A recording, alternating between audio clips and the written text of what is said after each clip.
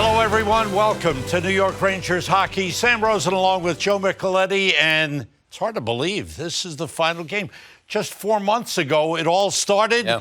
A lot of youth in the lineup, and that's been the story of this season. Disappointing finish for the Rangers, no doubt.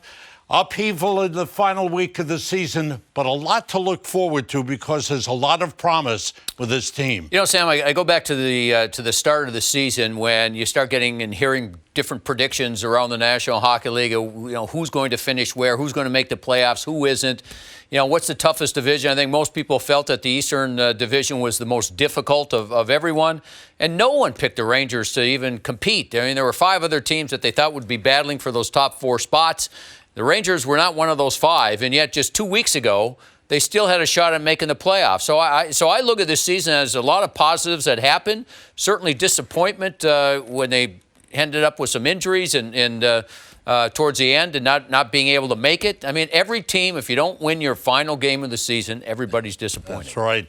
Now, what were the positives? A lot of positives. A lot of kids in the lineup, and those kids got a chance to get some great experience. There's a lot of growth, and it starts with the #1 pick overall, Alexis Lafreniere. There was so much talk about him, so much excitement, and though he didn't have huge numbers, you could see the growth as the season went along. He's a kid, and so what ends up happening is that David Quinn and his coaching staff were trying to bring along a whole bunch of kids, and he was one of them, and also win at the same time. And so you've got that balance of teaching, learning, winning, trying to make the playoffs, and they almost did. And with Lafreniere, certainly he got off to a slow start.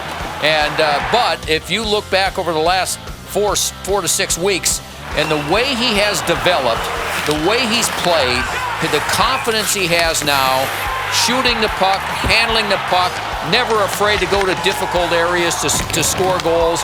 He has improved tremendously over the course of the season, and it really makes you think that going into next season, this kid now understands what it's all about in the National Hockey League, and he should come up with an excellent season next year. In 2019, the #2 pick overall went to the New York Rangers, and they chose Kaapo Kakko, a youngster from Finland. He came to the United States. It was all new for him. You could see this year, his second season, there was growth. You could see the physical play. You could see the full 200-foot game. Yeah, I think, Sam, that we saw 2 different players with Kakko. The first year he was here, you know, he thought he could play the same way as he did back in Finland on the bigger ice surface, hold on to the puck as much as he did back then, and make plays. He learned that that's not the way you do it in the National Hockey League, or can do it. But now he's a different player because he learned, he understood. He came back last summer and in the playoffs against Carolina, he might have been the Rangers' best player because of the experience leading up to that. So now he shoots the puck more often. He goes to the difficult area to score. Once he gets the puck, he's patient enough to hold on to make a play. And I just think when you look at the steps that he took, they were tremendous steps from going from a player where everybody thought, can he play, to now everybody thinks, boy, he's got a great future. Now you look at some of the other young forwards at the center or maybe the wing position. I still think the Rangers are deciding, where does Filip Chytil play best? Mm-hmm. We certainly saw him play when he was healthy. He was really dynamic at times. The other player that came to the Rangers in midseason was Vitaly Kravtsov. Yeah. Today he'll be playing in his 20th game, and you can see, though the numbers haven't been there yet, he hasn't been finishing yet, but you can see he looks comfortable on the ice. He's an NHL talent. Well, when you hear the coaches talk about these kids, and, you know, when Kravtsov joined the team, you know, right away he showed that he was a trustworthy player. And that's what you have to prove to the coach in the National Hockey League, that when you don't have the puck, how do you handle it? Can you be trusted to play well in your zone? He can be. So the rest of it will take care of itself. As far as Filip Chytil, he looked like he had the attitude coming into the season that he was going to make a difference. And you could tell early on. And what really set him back was the injury. Yeah. He missed, 15 games or so with the wrist injury after playing 5, and it took him a while to get back. I don't think he was ever back to the way he started, but it certainly gave everybody glimpses of how good he could be. What surprised a lot of people was the Rangers' improvement on defense. Their penalty killing got better. Their all-around team defense improved, and that's because they settled on a couple of defensive pairs that were outstanding. The number one pair became Adam Fox and Ryan Lindgren, and they're just second-year players. Then you throw into that mix Jacob Trouba and Keandre Miller, and you had four solid defensemen. Right, and you go back to Fox and Lindgren, their rookie seasons. Halfway through their rookie seasons, David Quinn started playing them against all the other top players in the league. And you know what? They thrived. They weren't intimidated by it. They thrived. And then they came back the second year, this year, and they were better as a twosome, to the point where they are one of the best pairs on defense in the National Hockey League. And they do it different styles, different ways, but it works. With Lindgren, tough as nails, gritty, will do anything to win.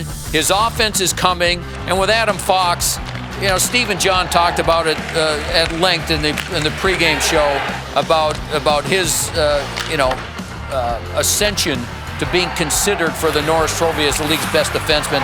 I hope he wins it. It'd just be such a thrill for everybody because he was so good all season long. David Quinn, remember, told us that he'd probably have to cut his minutes down early in the season. Couldn't. He was that good. He added more minutes. Yeah. He kept playing more and more. And, of course, if any team is going to be successful, you have to have a number one goaltender. Well, for 15 years, the Rangers had Henrik Lundqvist, who, when he officially retires, will be headed for the Hall of Fame.